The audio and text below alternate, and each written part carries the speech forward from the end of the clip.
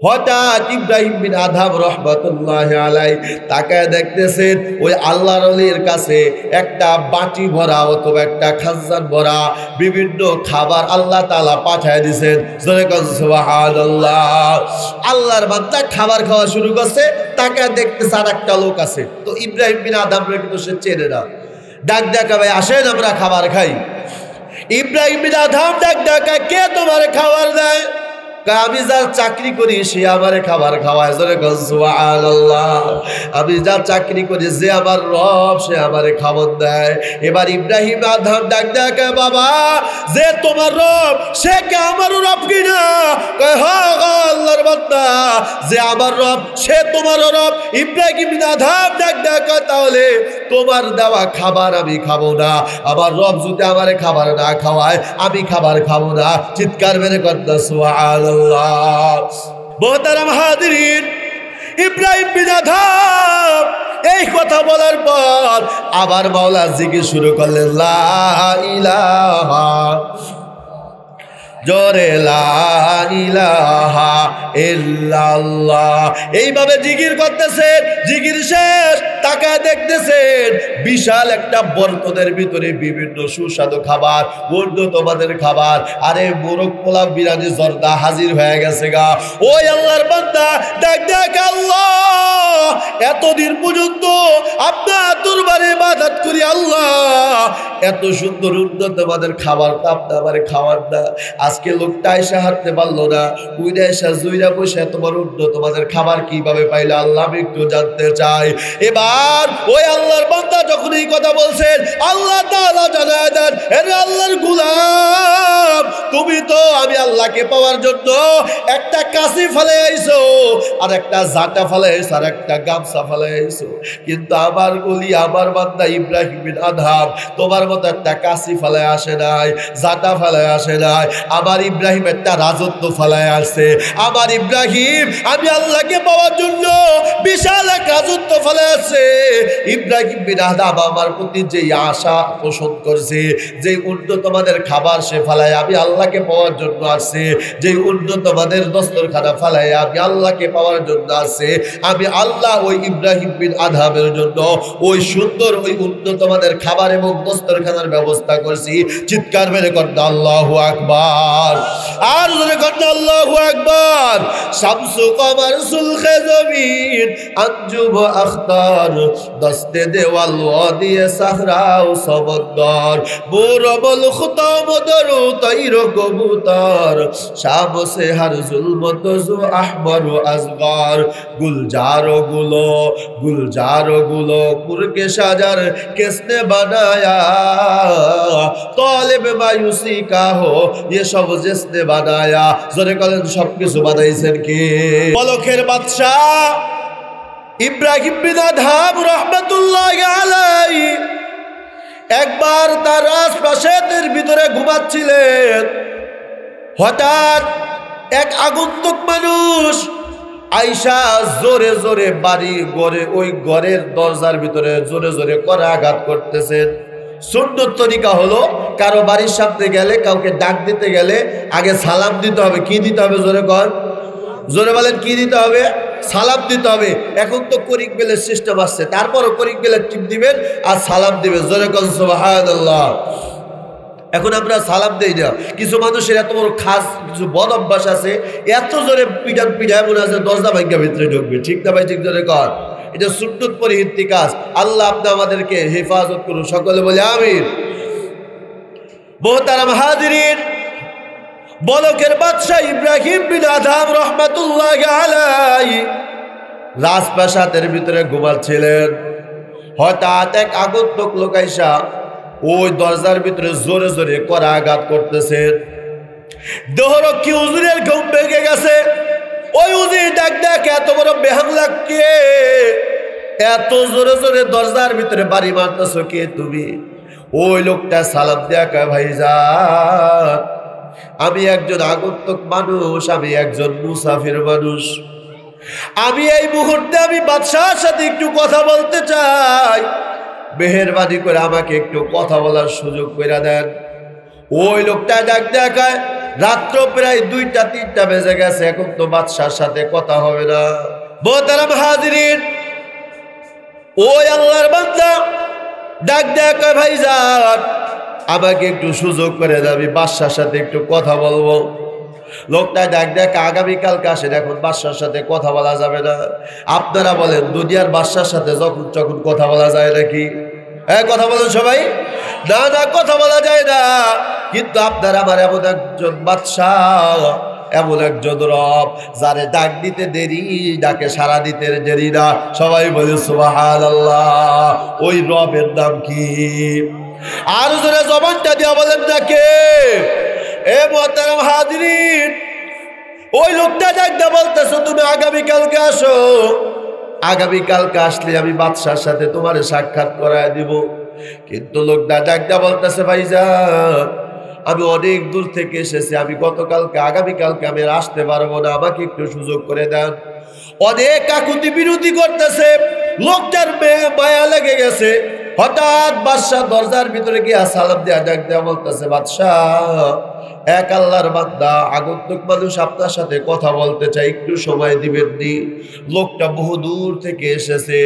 বলখের বাদশাহ ইব্রাহিম বিন আদহাম রাহমাতুল্লাহি আলাইহি ডাক দেয়া, বাবা বলো তোমার কি কথা আমার সাথে এত গভীর রাত্রে বলো। লোকটা নিজের কথা কি বলবে? লোকটা ডাক দেয়া, বাদশাহ আমি অনেক দূর থেকে এসেছি, আমি একটা মুসাফির মানুষ, আপনার এই রাজপ্রাসাদ আমার একটু থাকতে দিবেন নি? ওই লোকটা ডাক দেখা, বাদশাহ আমি একটা মুসাফির মানুষ, আপনার এই রাজহাজতে রাজ সিংহাসনে আমাকে একটু থাকতে দিবেন নি? ইব্রাহিম বিন আদহাম ডাক দেখায়, এরা হাব্ব তুই কি মুসাফির খানাও চিনিস না? তুই কি বাসভবনও চিনিস না? ওই যে আমার বাড়ির গাটায় একটা চিনসেটওয়ালা একটা বাড়ি আছে, ওইটাই তো আমার লঙ্গর খানা, আমার মুসাফির খানা। এ আব্বু ওখানে মানুষ আসে আবার চলে যায়, যারা সফর করে দূর দূরান্ত থেকে আসে ওখানে তারা রেস্ট করে, এক রাত্র থাকে আবার চলে যায়। মুসাফিরের কাজ হলো আসে আর যায়। কথা ঠিক না ভাই? ঠিক ধরে কর। ওই লোকটা দেখতে কয়, বাদশাহ ওটা যদি মুসাফির খানা হয় আর এটা যদি আপনার স্থায়ী ঠিকানা হয়, তাহলে বাদশাহ আপনি আমাকে বলেন আপনার আগে এই রাজ সিংহাসনে কে ছিল? কয় আমার বাবা ছিল। কয় বাদশাহ তাহলে বলেন আপনার বাবা এখন কোথায়? কয় আমার বাবা এখন কবরে। ওই লোকটা ডাক দেখা, বাদশাহ আপনার বাবার আগে কে ছিল? আমার বাবার আগে আমার দাদা ছিল। আপনার দাদা এখন কোথায়? কয় আমার দাদা এখন কবরে। কয় তার আগে কে ছিল? আমার পর দাদা ছিল। ও বাদশাহ 50 বছরের পরে এই রাজ সিংহাসনে কে থাকবে? কয় আমার ছেলে অথবা আমার কোনো ওয়ারিশ থাকবে। এবারে আল্লাহর বান্দা ডাক ডাকে, বাদশাহ যেটা স্থায়ী ঠিকানা না, একজনের পর একজন সিরিয়াল আসে আর যায়, ওটা কোনোদিন আপনার রাজপ্রাসাদ হতে পারে না। সবাই বলে সুবহানাল্লাহ। এটা আপনার স্থায়ী ঠিকানা না। কথাটা বলে আগন্তুক মানুষ পিছনে দরজা দিয়া রওনা। এদিক দা বাদশার ভিতরে ভূমিকম্প শুরু হয়ে গেছে। আহারে মাতাল হয়ে গেছে, গড়াগড়ি খাওয়া আরম্ভ করে দিছে। আহারে লোকটায় কি বললো? ডাক ডাকা, উজির লোকটারে দাঁড়াতে বলো, আমি লোকটার সাথে একটু কথা বলবো। তাকায় দেখতেছে লোকটারে আর দেখা যায় না। এবার বাদশা গড়াগড়ি খাওয়া আরম্ভ করে দিছে। কি শুনাইলো? আসলে আমার এই বাড়ি তো স্থায়ী কোনো বাড়ি না। এবার ওই বাদশা ডাক ডাকে, উজির তাড়াতাড়ি একটা মন্ত্রীর সভা বসাও, তাড়াতাড়ি মন্ত্রীদেরকে ডাকো, আমি এখন এই মুহূর্তে একটা মন্ত্রী সভা করব, আমি একটা বৈঠক করব। সমস্ত মন্ত্রীদেরকে দাওয়াত দেওয়া হলো। গভীর রাতের ভিতরে সমস্ত মন্ত্রী হাজির হয়ে গেল। হাজির হয়ে বাদশাহ ইব্রাহিম বিন আদহাম রাহমাতুল্লাহি আলাইহি ডাক দেখায়, ও আমার মন্ত্রীরা, আমি এতদিন আমার এই বাড়ির ঠিকানা ঠিকানা খুঁজে পাই নাই। এক আল্লাহর বান্দায় আমার এই বাড়ির ঠিকানা দিয়ে গেছে, এটা তো আমার স্থায়ী বাড়ি না, এটা আমার নকল বাড়ি। অতএব আমি এই মুহূর্তে, এটা তো আমার আসল বাড়ি না, এই মুহূর্তে আমি স্ট্যাম্পের ভিতরে আমি সাইন দিয়া, সিগনেচার দিয়া, আমি তোমাদের হাতে রাজত্ব দিয়া আমি আমার আসল বাড়ি, আসল ঠিকানা, আমার আসল বাড়ি জান্নাত পাওয়া তালাশ করার জন্য আমি জঙ্গলের ভিতরে বের হয়ে গেলাম। চিৎকার মেরে করতে সুবহানাল্লাহ। বলেন তো আপনারা আমার আসল বাড়ি কোথায়? সবাই জুড়ে বলেন না কোথায়? আপনারা আমার আসল বাড়ি হলো জান্নাত। কারণ আমাদের আব্বা জান আদম আলাইহিস সালাতু ওয়াস সালামকে আল্লাহ তাআলা আদম ওই জান্নাতের ভিতরে বানাইছেন, ঠিক না ভাই? ঠিক করে কর। দুনিয়াতে আল্লাহ জান্নাত থেকে দুনিয়াতে পাঠাইছেন, বাসখানে দুনিয়ার ভিতরে আপনার আমার জন্য একটা হবে পরীক্ষা। পরীক্ষায় যদি পাশ করতে পারেন, আবার আল্লাহ তাআলা আপনার আসল বাড়ি জান্নাতের ভিতরে আপনাকে নিয়ে যাবেন। সবাই বলে সুবহানাল্লাহ। এজন্য এই পরীক্ষার ফলে আয়েশা তোমার মহৎ জীবনটাকে তুমি মাটি করে দিও না। ওরে মাটি করো না মাটির তরে তোমার মহৎ জীবনটারে, ওরে মাটি করো না মাটির তরে তোমার মহৎ জীবনটারে। জীবন যৌবন দাতা যিনি, বিলাও জীবন তাহার তরে। ঠিক না ভাই? ঠিক জোরে কর।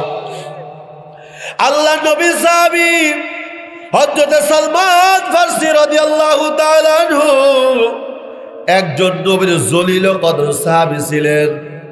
সেই সুরর পারস্য থেকে আয়েশা নবীর কাঁধে হাতে হাত দিয়া কালেমা পড়ে মুসলমান হয়েছে।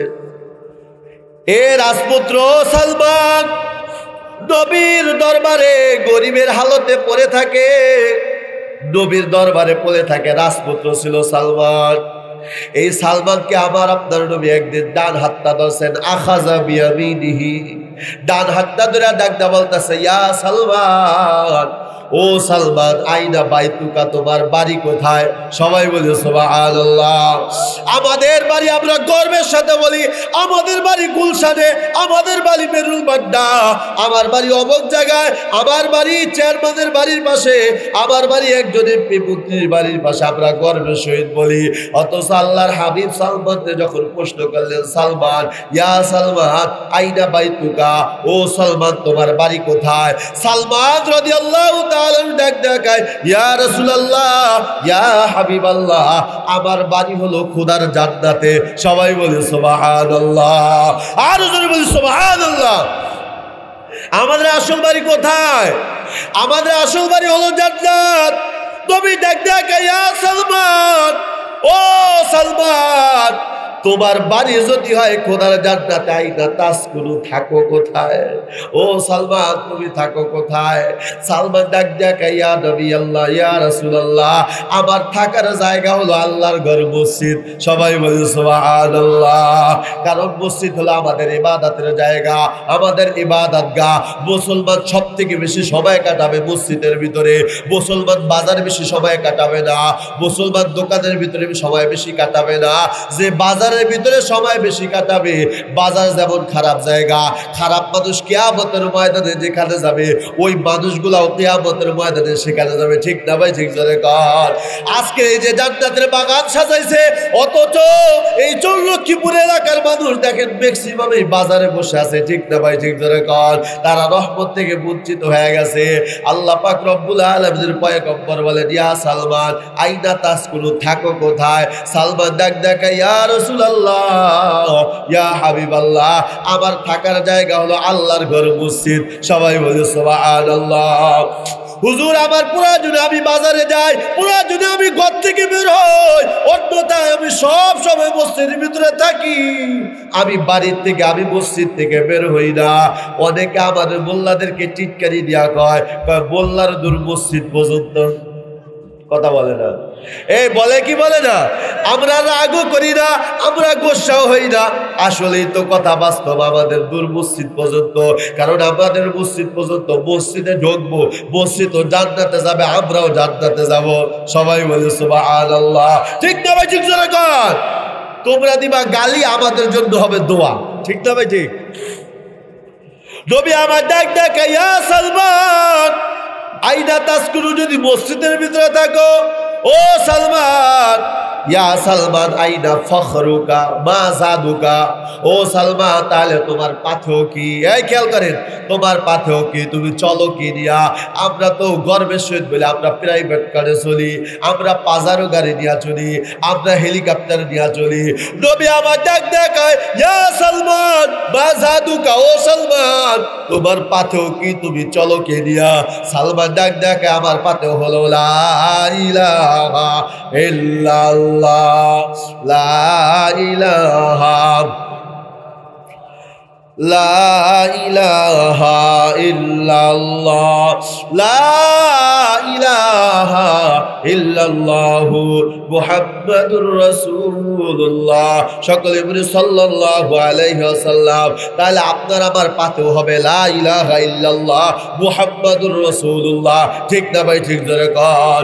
এজন্য হাঁটতে চলতে বসতে বসতে সব সময় মাওলার জিকির জবানের ভিতরে চালু রাখো। বুকে রাখবা জবানে আল্লাহ পাকের জিকির, আর কলবের মধ্যে থাকবে আল্লাহকে পাওয়ার ফিকির। ঠিক না ভাই? ঠিক জোরে কর। এ মুসলমান বাবাজিরা আমার, এবার আমার নবী ডাক দেখায়, ইয়া সালমান, ও সালমান ওয়ামা ফখরুকা, ও সালমান তোমার গর্বের বিষয় কি? আমরা তো গর্ব কইরা বলি আমরা অমুক নেতার সৈনিক। কথা বলে না কেন?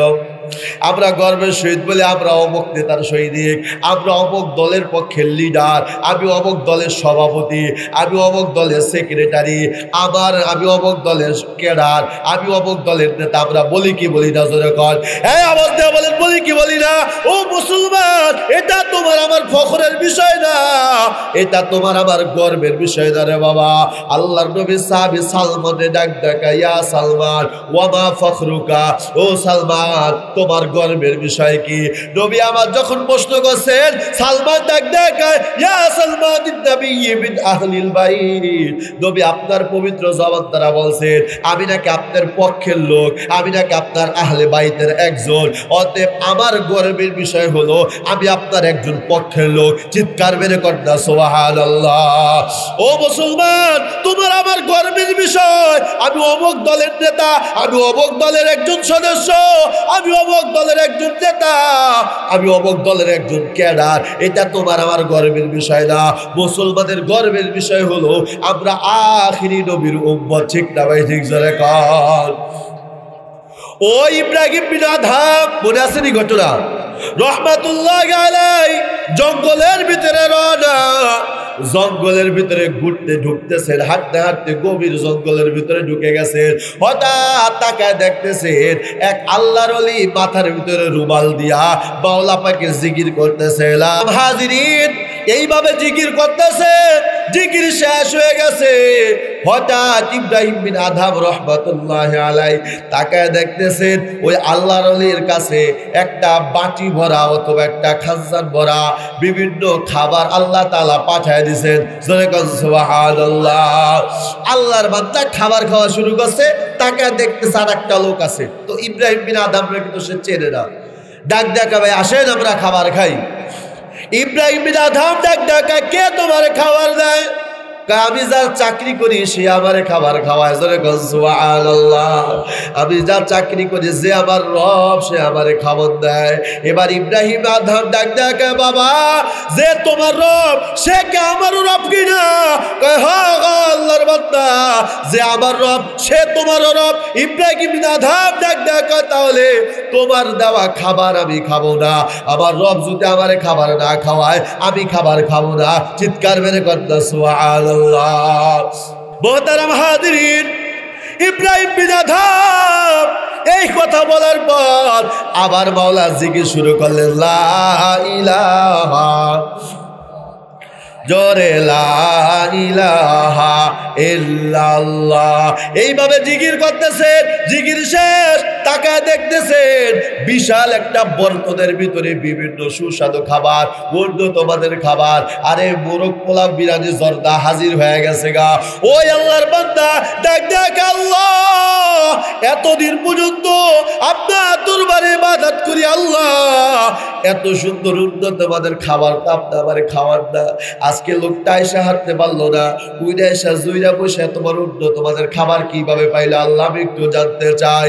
এবার ওই আল্লাহর বান্দা যখন এই কথা বলছেন, আল্লাহ তাআলা জানায় দেন, আরে আল্লাহর গোলাম, তুমি তো আমি আল্লাহকে পাওয়ার জন্য একটা কাশি ফেলে আইছো, আর একটা জাটা ফেলে আইছো, আর একটা গামছা ফেলে আইছো, কিন্তু আমার বলি আমার বান্দা ইব্রাহিম বিন আদহাম তোমার মতো একটা কাশি ফেলে আসে নাই, জাটা ফেলে আসে নাই।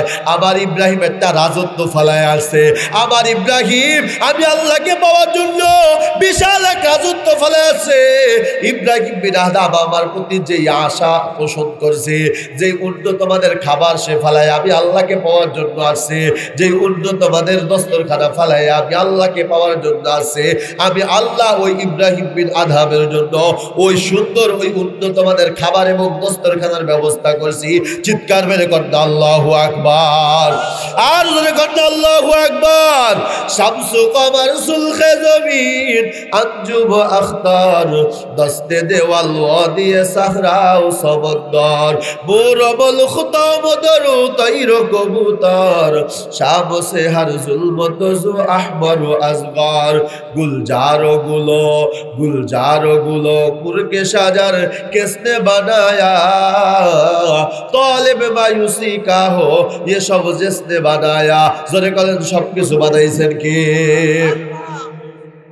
ইব্রাহিম বিন আদহাম জঙ্গলে থাকতেছেন আল্লাহ তাআলার জিকির করতেছেন খাবার আসতেছে কিছুদিন পরে দেশের ভিতরে আপনার গজব শুরু হয়ে গেছে কি গজব মন্ত্রীরা মনে মনে ভাবতেছেন ইব্রাহিম বিন আদহামরে ছাড়া তো দেশ ভালো চলতে পারে না ইব্রাহিম বিন আদহাম যাওয়ার পর থেকে দেশের ভিতরে গজব হে মুসলমান আলেম ওলামারে বাদ দিয়া দেশ কোনোদিন ভালো চলতে পারে না আলেমদেরকে খাঁচায় বন্দি করে দেশ কোনোদিন ভালো চলতে পারে না ঠিক না ভাই ঠিক জোরে কর আর জোরে ভাই ঠিক না ভাই ঠিক ও মুসলমান আলেমদেরকে যে সমাজের ভিতরে বেইজ্জতি করা হবে ওই এলাকায় কোনো বরকত থাকবে না যেই দেশের ভিতরে আলেমদেরকে বেইজ্জতি করা হবে ওই দেশের ভিতরে কোনোদিন আল্লাহর রহমত শান্তি আসতে পারে না ঠিক না ভাই ঠিক জোরে কর মন্ত্রীরা পাগল হয়ে গেছে সকালবেলা আল্লাহর গজব ভূমিকম্প হয় আবার বিকেলবেলায় দ্রব্যমূল্যের ঊর্ধ্বগতি তেলের দাম বেড়ে যায়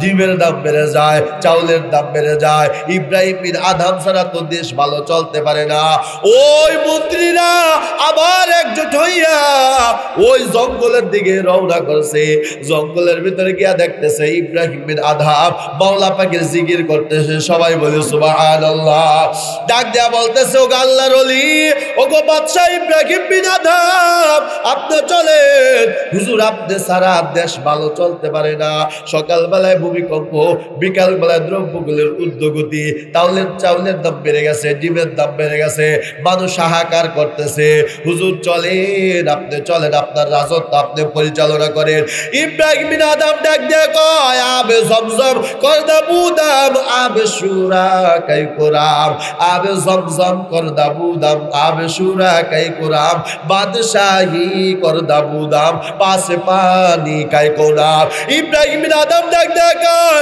এ আমার মন্ত্রীরা তোরা কি আমারে নদীর পানি খাওয়ার জন্য ডাকো তোরা কি আমাকে খালের পানি খাওয়ার জন্য ডাকো তোরা কি আমার টিউবওয়েলের পানি খাওয়ার জন্য ডাকো আমার আল্লাহ তো আমার টিউবওয়েলের পানি খাওয়ায় না আমার আল্লাহ তো আমার নদীর পানি খাওয়ায় না আমার আল্লাহ তো আমার টিউবওয়েলের পানি খাওয়ায় না আবে জমজম কর দাবুদাম আবে জমজম কর দাবুদাম কর দে সুরা কাই কোরাম বাদশাহী কর দাবুদাম পাশে পানি কাই কোরাম আমার মাওলা তো আমার এখানে বসে জমজমের পানি খাওয়ায় চিৎকার মেরে কর না সুবহানাল্লাহ আর জোরে বলি সুবহানাল্লাহ মোহতারাম হাজিরিন এবার মন্ত্রী ডাক ডাক হুজুর আপনি ওই রাজত্ব ফালাইয়া এমন কি পাইলেন এবার ওই মন্ত্রীদের প্রশ্নে ইব্রাহিম বিন আদহাম ডাক দেখা বাবা তোমরা তো জানো না আল্লাহ তাআলা আমারে কেমন একটা রাজত্ব দিছে তোমরা একটু দেখতে চাওনি কয় হ্যাঁ হুজুর একটু দেখান এবার ইব্রাহিম বিন আদহাম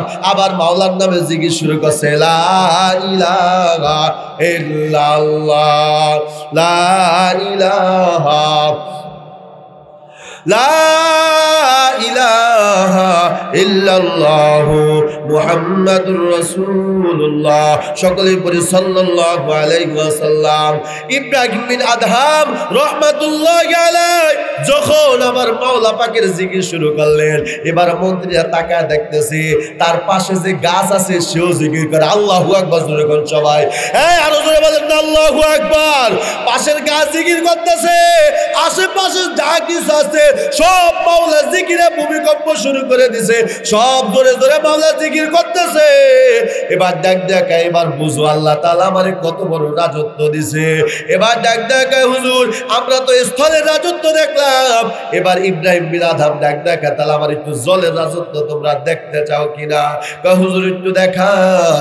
ইব্রাহিম আদহাম রহমাতুল্লাহি আলাইহি হাতের ভিতরে একটা সুই ছিল, সুই এই রাজত্ব সাইডাইসা, তারপরে আপনার সিরা এগুলো জামা কাপড় পরে নিজের হাত দিয়ে নিজে সেলাই করে তারপরে জামা গায়ে দেয়।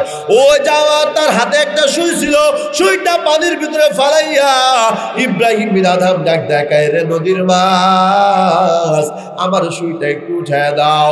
ওই মন্ত্রীরা তাকায় দেখতেছে, একটা না দুইটা না হাজার হাজার মাছ সুই নিয়ে হাজির হয়ে গেছে। জোরে কন্যা সুবহানাল্লাহ। সুই নিয়ে হাজির হয়ে গেছে, কেউ স্বর্ণের সুই, কেউ রূপার সুই, কেউ মণিমুক্তার সুই নিয়ে হাজির হয়ে গেছে। ইব্রাহিম বিন আদহাম ডাক দেখায়, না না একটাও তো আমার সুই না।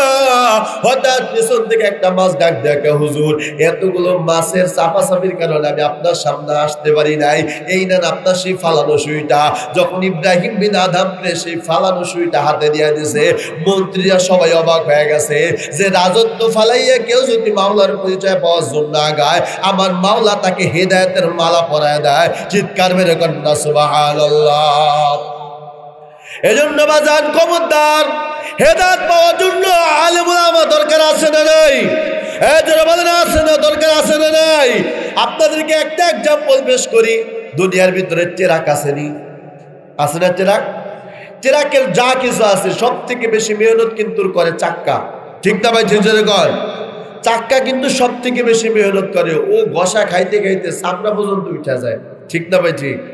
এরপরে দুই নম্বরে যে বেশি মেহনত করে সেটা হলো আপনার বেসিক ইঞ্জিন। এমন গরম হয়, দৌড়াইতে দৌড়াইতে দৌড়ে তেল খাওয়ায়, মোবিল খাওয়ায়, পানি খাওয়ায়, ঠান্ডা করে, ঠিক না ভাই? ঠিক।